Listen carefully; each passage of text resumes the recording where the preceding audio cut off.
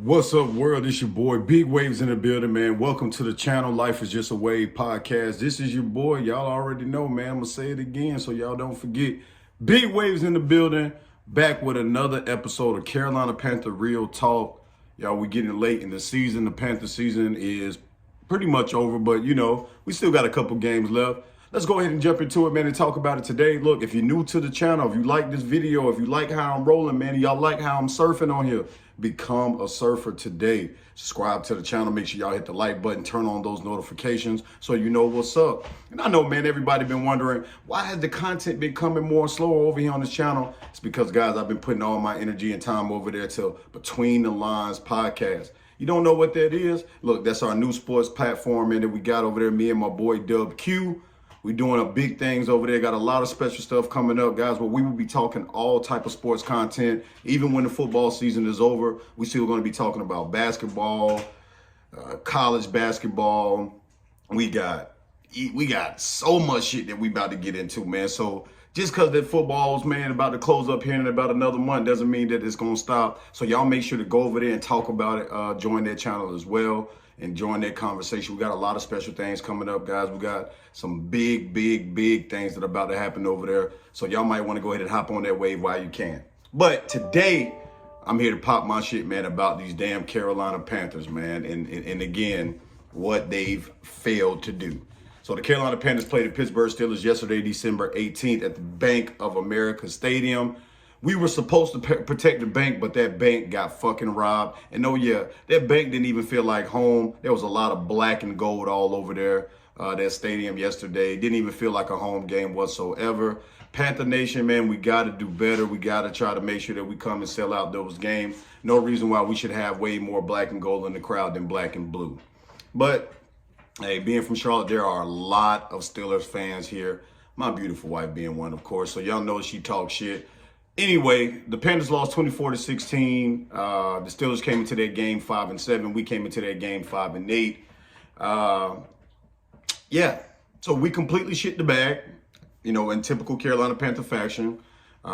Every phase of the game, we really disappointed, especially on the defensive side of the ball. And we allowed Mitchell Trubisky to go 17 for 22, 179 yards. Najee Harris had 24 carries on 86 yards, averaging 3.6 per carry, and a touchdown. Jalen Warren, 11 carries for 38 yards, 3.5 total per tug, one touchdown.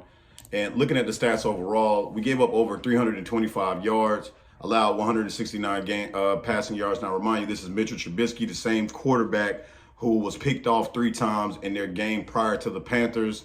On the ground, we gave up 150 yards rushing. Could not stop the run whatsoever. Also, 22 first downs to our 12. They were 12 for 16 on third down. We were 4 for 11. The Panthers only had 209 yards total in the game, 21 rushing yards. So what does that tell me?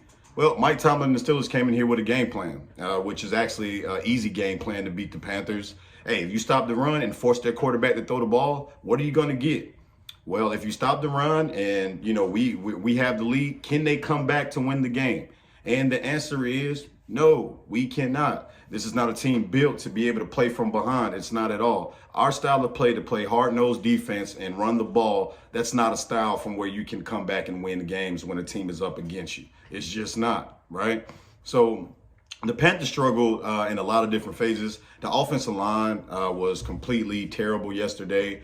Let's talk about the sacks that we had here. So we gave up, what is that? I want to say we gave up about 4 or 5 sacks yesterday.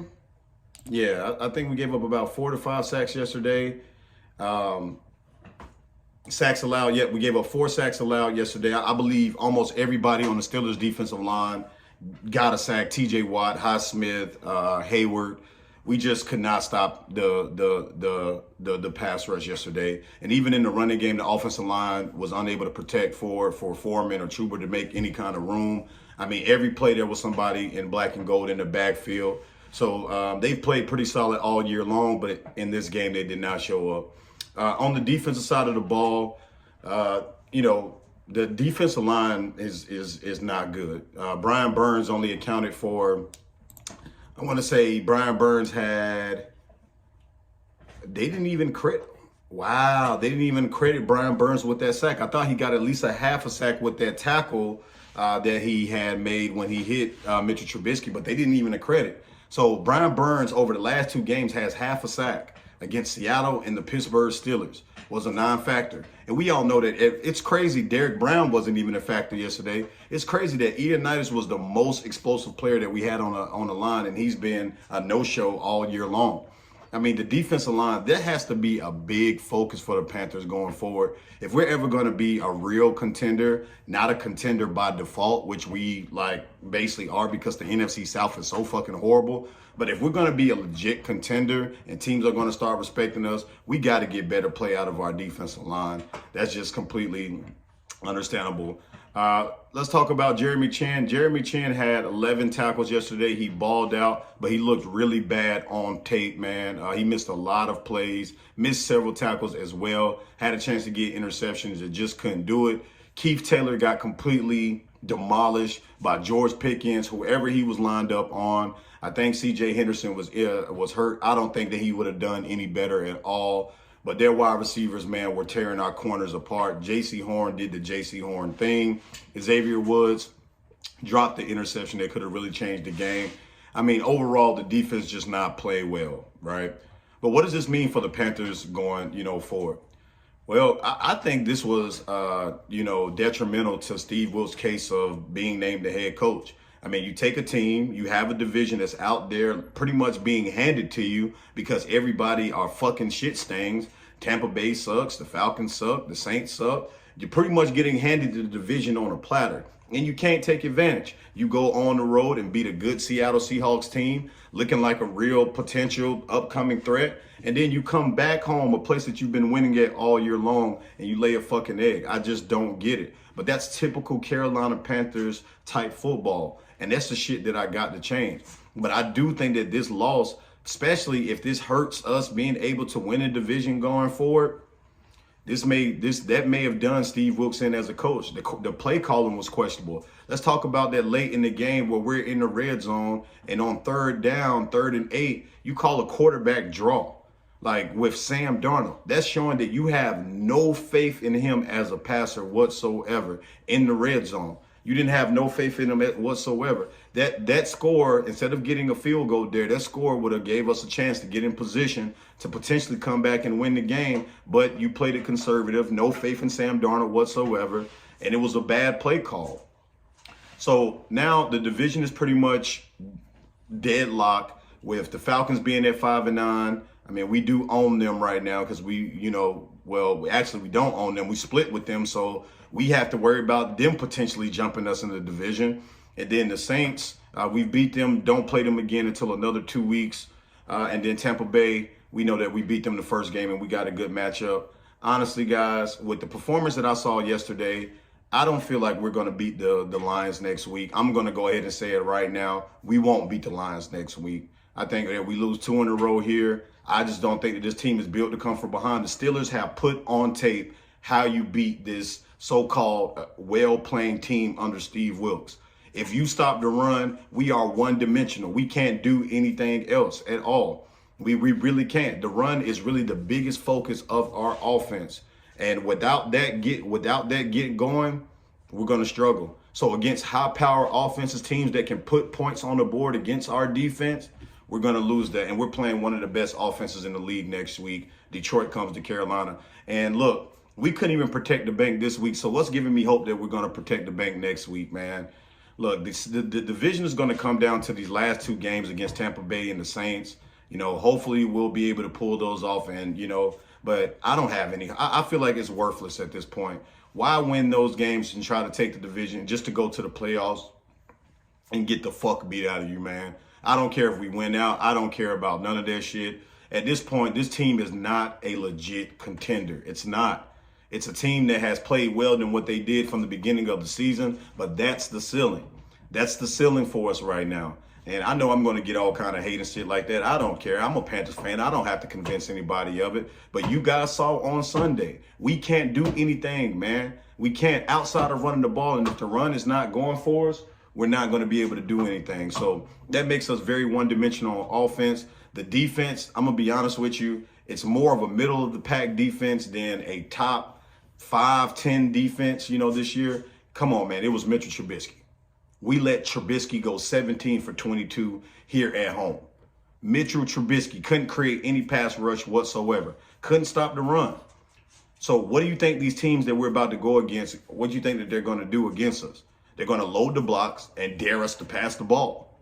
They're going to dare us to pass the ball. That's what the Steelers did. They dropped their fucking nuts and said, we had 21 rushing yards in this game after going for over like 150 for 2 weeks in a row. I mean, yeah. I got 2 words for you: shit show. That's exactly what it is. I'm so ready for this season to be over. I'm ready to get to the off season, figure out who our next head coach is going to be. I think that we heard the rumors, man, that all came out this week with, all of the candidate lists that David Tepper has. He wants a head coach with considerable coaching experience. He wants, there's potential talk of a trade for Mike Tomlin out there.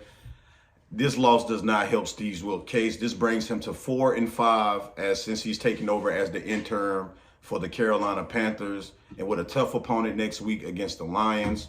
The Panthers may win 1 out of these last 3 games. I don't know. I really don't know, man. But yesterday looked terrible. Even Tachi think that it looked bad for Carolina. But I want to hear what y'all think, man, about what's going on, what's going to happen, how this division is going to play out. Again, I think that matchup with Tampa Bay is really going to decide the division. We're going to have to beat Tampa Bay in Tampa Bay. Am I confident that we can do it? I'm not, but then again, they're terrible. The Saints are terrible. The Falcons are terrible. The Panthers are terrible. The NFC South should be turned into should be called the NFC shit show this year. That's what it should be called. But anyway, y'all, this has been your boy, Big Waves. Just a couple reminders, guys. Again, the content on my channel has been a little bit slow. Really thinking about taking the channel in a different direction, man, going forward, man. Doing some vlogging. You guys know that I'm super big into coaching and coaching my son. So I think that we're going to probably start getting a little bit more to that with the vlogs and turning that channel from sports content maybe over to doing a little bit something else. All of the sports content, guys, is going to be to where I'm putting in all my energy right now is Between the Lines podcast. You guys make sure that you go over there and like and subscribe to that channel. That's the reason why I haven't been focusing so much over here, because we're really trying to build that thing up. We have a lot of special things coming for you guys. One huge thing that's going to be coming here soon, and that is just going to create a domino effect and help this channel grow. What we are on the road, man. I still need you guys' support to help you build this channel up as well. Like I said, we got a lot of exciting things planned for all of you guys here in the future. I appreciate the support. I appreciate the love. Thank you all for it. You guys don't know what it means, man, to still be rocking with us as we continue to move forward and look forward into the future, man. On to new things and new audiences and new accomplishments, and everything is just brand new. But if I don't talk to you guys before Christmas, you guys have a Merry Christmas. Really spend time with you guys as family. Enjoy the holidays. Happy New Year to all of you guys. This has been your boy, Big Waves. Don't forget, always remember, life is just a bunch of waves. Eventually, they'll start calming down. Holla.